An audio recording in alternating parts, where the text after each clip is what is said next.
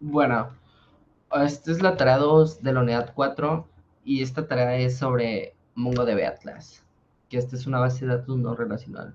Y bueno, el equipo está conformado por Durán Sánchez Juan Manuel y Elian García Muñiz.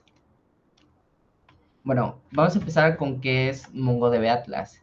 Es un servicio de Data as a Service que para bases de datos, para la base de datos MongoDB, en la cual es posible crear completos clusters, que es una réplica de set, que se lo vamos a explicar más adelante, que es un poco, se le vamos a dar el contexto. Un clúster es una agrupación de ordenadores que a menudo es llamado en contexto de nodos. Los datos en cada colección se reparten entre los nodos, así logrando un soporte de cantidad masiva de datos, como ya se los habíamos explicado en el anterior video de la tarea 1, es una de las ventajas de las no SQL o no relacionales que aceptan cantidad masiva de datos. Bueno, estas, como nos habíamos quedado, para crear completos clusters de la base de datos, con unos cuantos clics y exponerlas por internet para contactar nuestras aplicaciones sin la necesidad de las tareas de instalación y administración, ya que este es un servicio online de la nube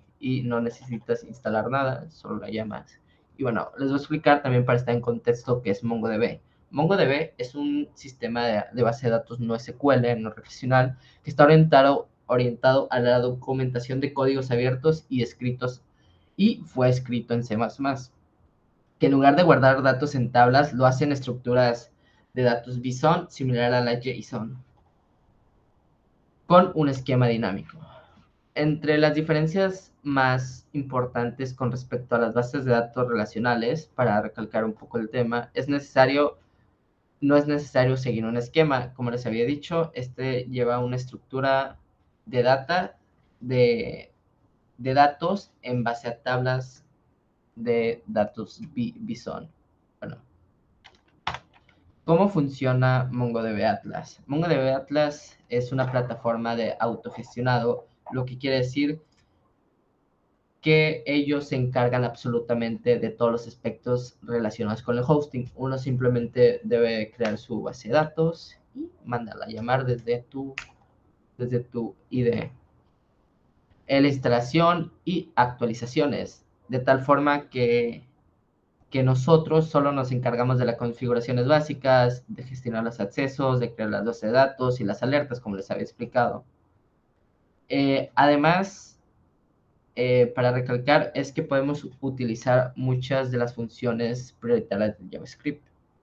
Esto en consola también podemos definir variables, funciones y utilizar bucles. Como les había explicado, esto está escrito en C++, ya que, ya que se pueden hacer consultas pensadas en objetos JSON con los parámetros. ¿Dónde se puede utilizar? Bueno, en cualquier aplicación que necesita almacenar datos semiestructurados se puede usar MongoDB, que es MongoDB Atlas. Bueno, MongoDB Atlas es el servicio, se puede utilizar MongoDB en el acceso de típicas aplicaciones CRUD o de muchos desarrollos web actuales, de páginas web, no, redes sociales, juegos, entre más. Bueno, ¿cómo crear un clúster? Como les habíamos explicado anteriormente, ya les había dicho la definición de clúster, que esta es eh, una agrupación de ordenadores en contexto de nodos. Bueno, para crear un clúster, esto es importante porque es parte de crear una base de datos en la nube, de almacenar, perdón. Para crear un clúster es sumamente fácil, pues solo se tiene que realizar unos simples pasos, empezando por seleccionar el hosting, que en este caso MongoDB Atlas nos ofrece el de Amazon Web Service, el Google Cloud Platform y el Microsoft Azure. El segundo paso es seleccionar la región en la que estará hosteado nuestra base de datos. Para en cuestión del ping, se busca la más cerca.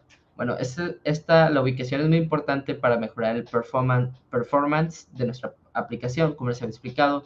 Entre más cerca esté nuestra base de datos del servidor, pues tendremos un mejor performance y más, esto quiere decir que una mejor respuesta.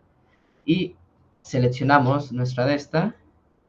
Y pues como tercer paso tenemos que elegimos las características del servidor, que entre ellas está una que es el clúster gratis, que es el que se usa para fines educativos y demás.